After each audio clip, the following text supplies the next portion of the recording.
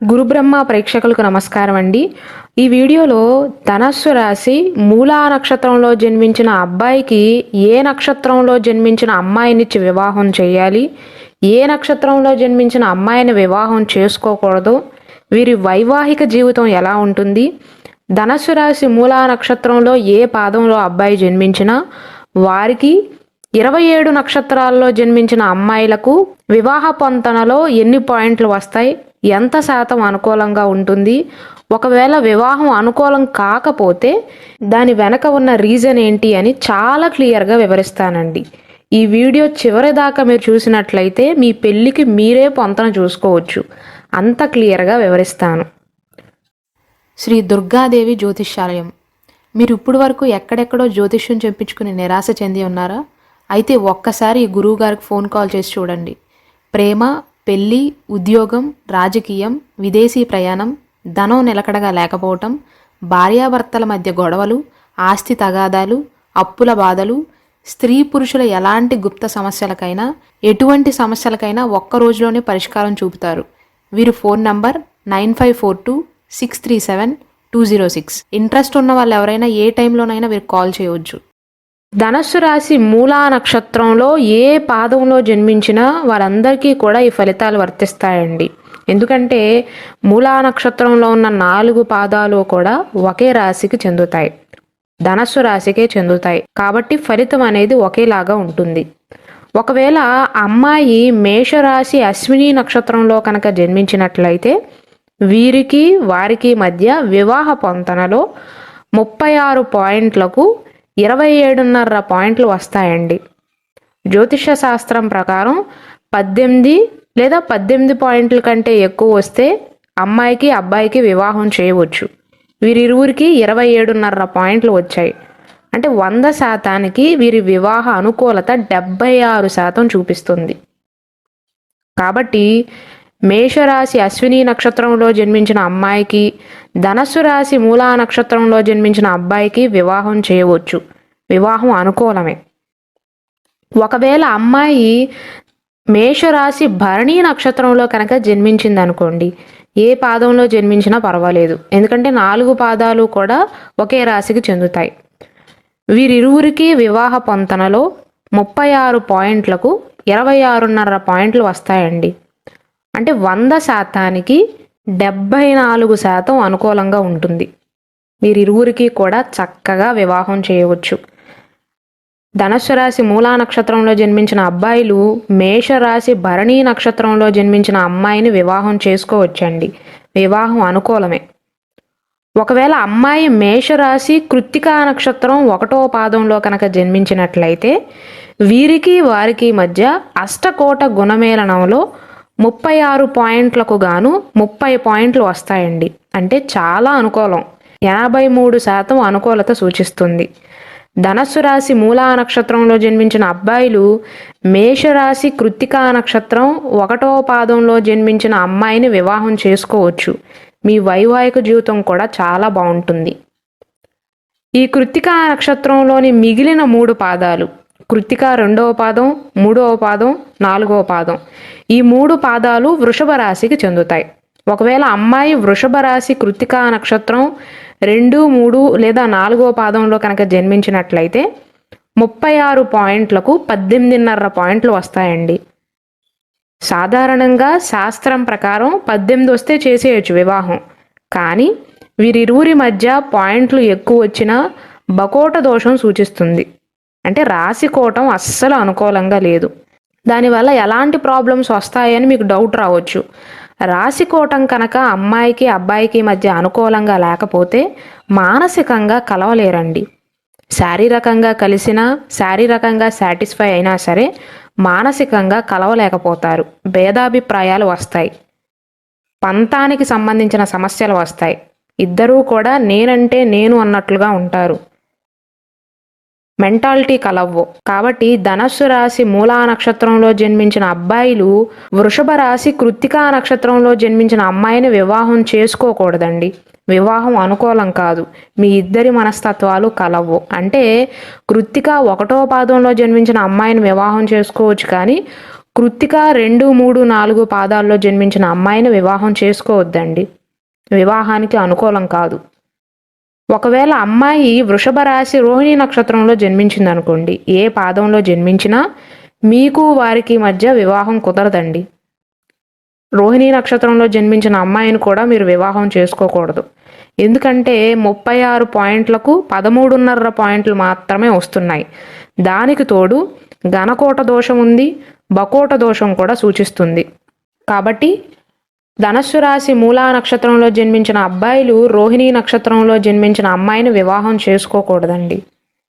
ఒకవేళ అమ్మాయి వృషభ రాశి మృగశిర నక్షత్రం 1వ పాదంలో కానీ లేదా 2వ పాదంలో కానీ జన్మించినట్లయితే మీరూరికి కూడా వివాహం అనుకూలం కాదండి.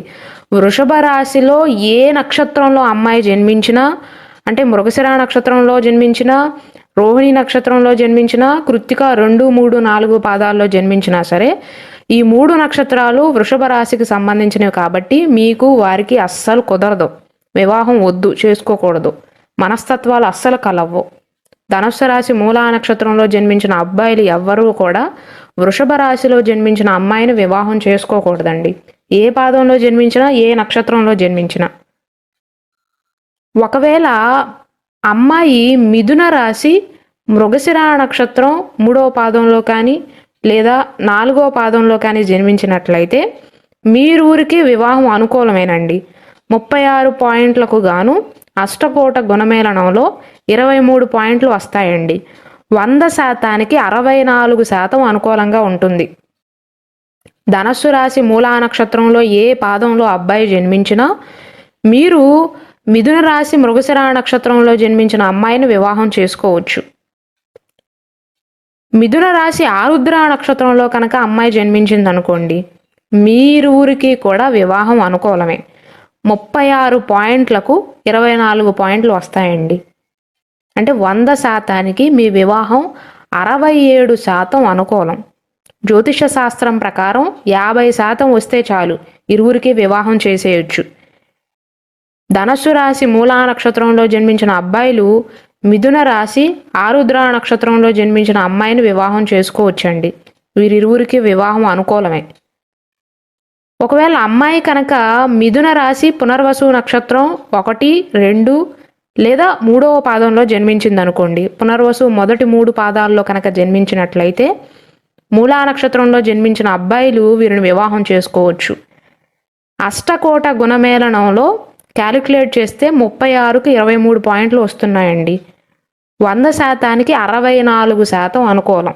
ధనస్సు రాశి మూలా నక్షత్రంలో జన్మించిన అబ్బాయిలు మిథున రాశి పునర్వసు నక్షత్రంలో జన్మించిన అమ్మాయిని వివాహం చేసుకోవచ్చు. మీరువురికి సెట్ అవుతుంది. మానసికంగా కలుస్తారు, శారీరకంగా కూడా కలుస్తారు. ఒకవేళ అమ్మాయి పునర్వసు నక్షత్రం 4వ పాదంలో కనుక జన్మించినట్లయితే ఈ 4వ పాదం అనేది కర్కాటక రాశికి సంబంధించినదండి. మీరూరు మాత్రం వివాహం చేసుకోకూడదు. అంటే అమ్మాయి పునర్వసు నక్షత్రం మొదటి 3 పాదాల్లో జన్మిస్తే వివాహం చేసుకోవచ్చు, కానీ పునర్వసు 4వ పాదంలో జన్మిస్తే మాత్రం మీకు వారికి కుదరదండి. 16.5 పాయింట్లు మాత్రమే వస్తాయి. దానికి తోడు బకోట దోషం సూచిస్తుంది. మీ ఇద్దరి మనస్తత్వాలు అస్సలు కలవ్వు. తరచుగా భేదాభిప్రాయాలు వస్తాయి. చీటికి మాటికి గొడవ పడతారు. మూలా నక్షత్రంలో జన్మించిన అబ్బాయికి పునర్వసు 4వ పాదంలో జన్మించిన అమ్మాయికి వివాహం సెట్ కాదండి.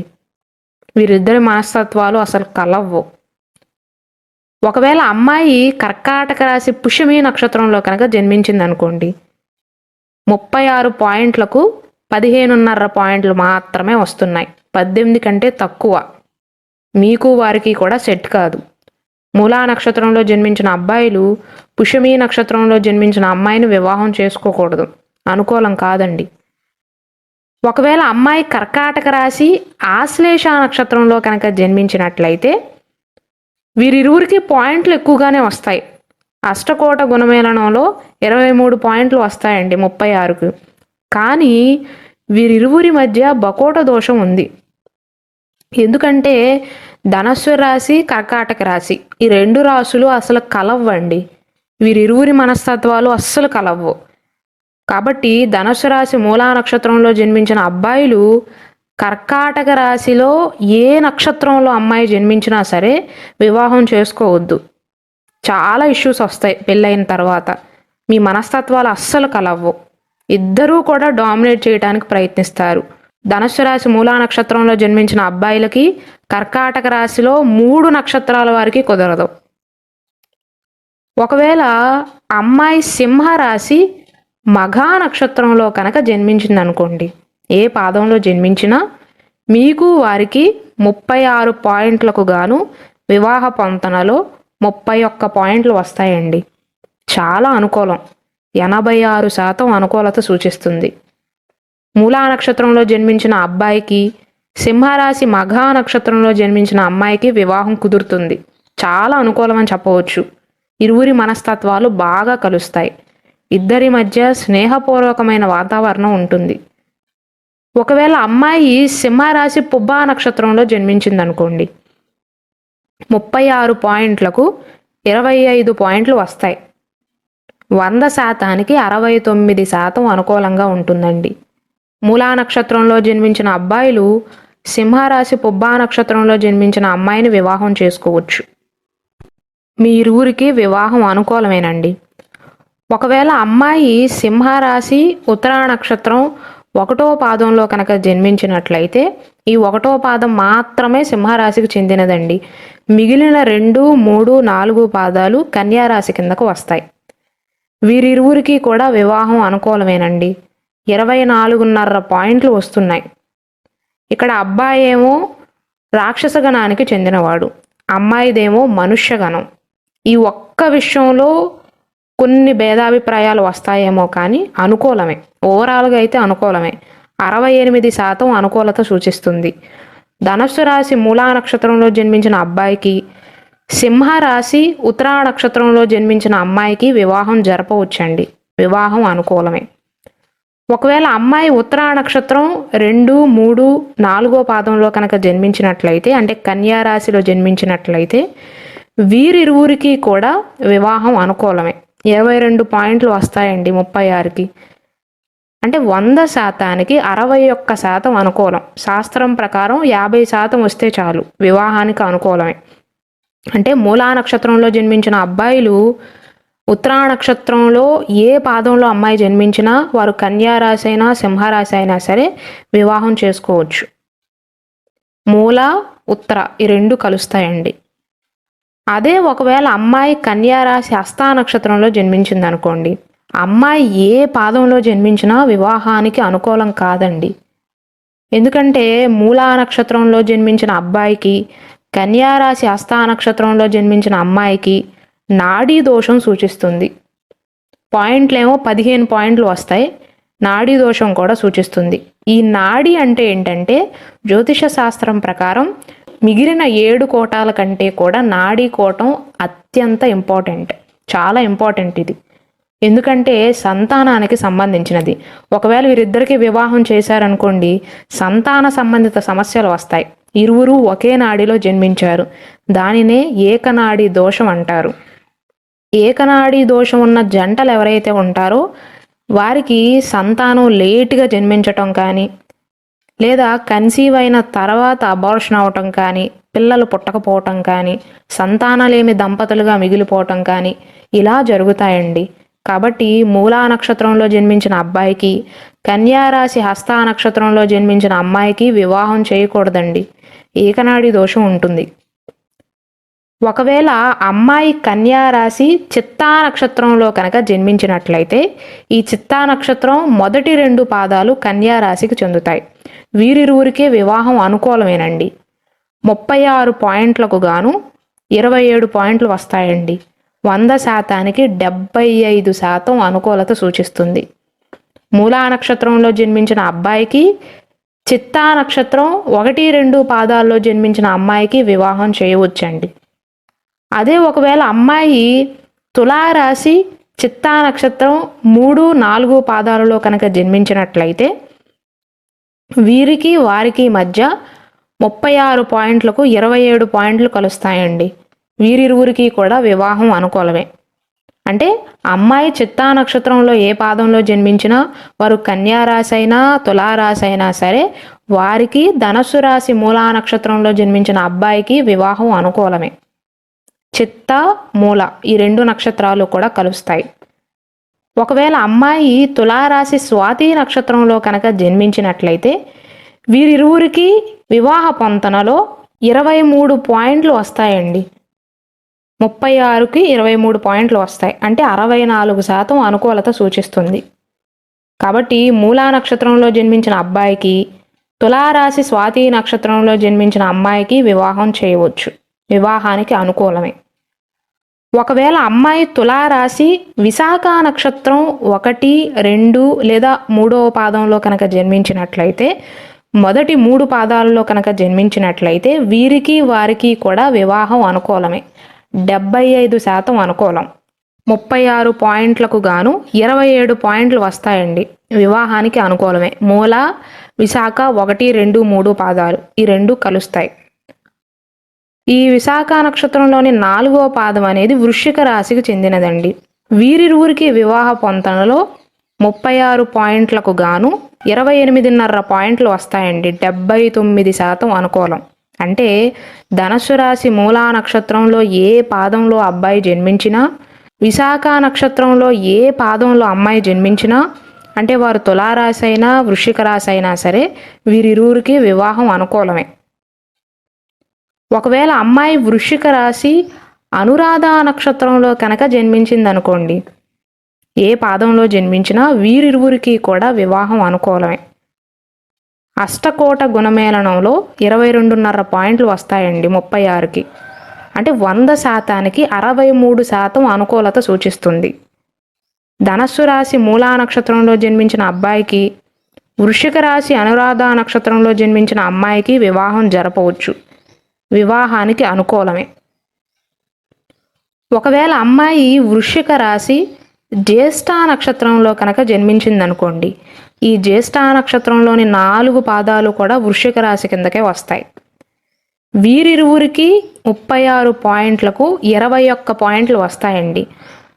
సాధారణంగా శాస్త్రం ప్రకారం 18 పాయింట్లు వస్తే చాలు, వివాహానికి అనుకూలమే. కానీ వీరిరువురికి ఏకనాడి దోషం సూచిస్తుంది. ఎందుకంటే అమ్మాయి అబ్బాయి ఇద్దరూ కూడా ఆదినాడిలోనే జన్మించారు. నేను ఇంతకుముందు చెప్పినట్లుగా ఏ జంటలకైతే ఏకనాడి దోషం సూచిస్తుందో వారికి సంతాన సంబంధిత సమస్యలు వస్తాయి. వారి ఇరువురి మనస్తత్వాలు కలిసినా సంతానానికి సంబంధించి ఎన్నో ఇబ్బందులు పడతారు. అంటే వివాహమైన తర్వాత ఎన్నాళ్లకు సంతానం జన్మించకపోవటం కానీ, అంటే కన్సీవ్ అవ్వలేకపోవటం కానీ, కన్సీవ్ అయినా అబార్షన్ అవటం కానీ ఇలాంటి ఫలితాలు ఉంటాయండి. అందుకే ఏకనాడి దోషం ఉందా లేదా అని జాగ్రత్తగా చూసుకుని మాత్రమే వివాహం చేయాలి. అష్టకోట గుణమేళనంలో ఈ నాడీకోటం అనేది చాలా ఇంపార్టెంట్. కాబట్టి ధనస్సు రాశి మూలా నక్షత్రంలో జన్మించిన అబ్బాయికి, వృశ్చిక రాశి జ్యేష్ఠ నక్షత్రంలో జన్మించిన అమ్మాయికి వివాహం అనుకూలం కాదు. వివాహం చేయకూడదండి. సంతాన సంబంధిత సమస్యలు వస్తాయి. అయితే చాలామందికి వచ్చే డౌట్ ఏంటంటే, అబ్బాయి ధనస్సు రాశి మూలా నక్షత్రంలో జన్మించి అమ్మాయి కూడా ధనస్సు రాశి మూలా నక్షత్రంలో జన్మించింది అనుకోండి, వారిరువురికి వివాహం అనుకూలమా కాదా అని అడుగుతూ ఉంటారు చాలామంది. అనుకూలం కాదండి. జ్యోతిష శాస్త్రంలో కొన్ని నక్షత్రాలు మాత్రమే రాశి ఒకటయ్యి నక్షత్రం ఒకటయ్యి పాదాలు డిఫరెంట్ అయితే చేసుకోవచ్చు. కానీ మూలా నక్షత్రంలో జన్మించిన జాతకులు మాత్రం ఆ నక్షత్రంలో జన్మించిన వారినే వివాహం చేసుకోకూడదు. అంటే అమ్మాయి మూలా నక్షత్రం అయ్యుండి అబ్బాయి కూడా మూలా నక్షత్రం అయితే చేసుకోకూడదండి. వివాహానికి అనుకూలం కాదు. వీరిద్దరి మధ్య కూడా సంతాన సంబంధిత సమస్యలు వస్తాయి. అందుకే చేసుకోకూడదు అని చెప్తారు. మూలా నక్షత్రంలో ఏ పాదంలో జన్మించినా సరే ఒకే రాశి ఒకే నక్షత్రం కాబట్టి చేసుకోకూడదు. ఒకవేళ అమ్మాయి ధనస్సు రాశి పూర్వాషాఢ నక్షత్రంలో కనుక జన్మించినట్లయితే వీరికి ధనస్సు రాశి మూలా నక్షత్రంలో జన్మించిన అబ్బాయికి మధ్య వివాహ పొంతనలో 36 పాయింట్లకు గాను 28 పాయింట్లు వస్తాయండి. అంటే వీరి వివాహం 100%కి 78% అనుకూలమని చెప్పవచ్చు. జ్యోతిష శాస్త్రం ప్రకారం 50% కలిస్తే చాలు. కావున మూలా నక్షత్రంలో జన్మించిన అబ్బాయికి ధనస్సు రాశి పూర్వాషాఢ నక్షత్రంలో జన్మించిన అమ్మాయికి వివాహం జరపవచ్చండి. వివాహం అనుకూలమే. అదే ఒకవేళ అమ్మాయి ధనస్సు రాశి ఉత్తరాషాఢ నక్షత్రం 1వ పాదంలో జన్మించింది అనుకోండి. కేవలం 1వ పాదానికి మాత్రమే ఎందుకు చెప్తున్నానంటే 2, 3, 4 పాదాలేమో మకర రాశికి చెందుతాయి. కాబట్టి కంపాటబిలిటీ అనేది చేంజ్ అయిపోతుంది.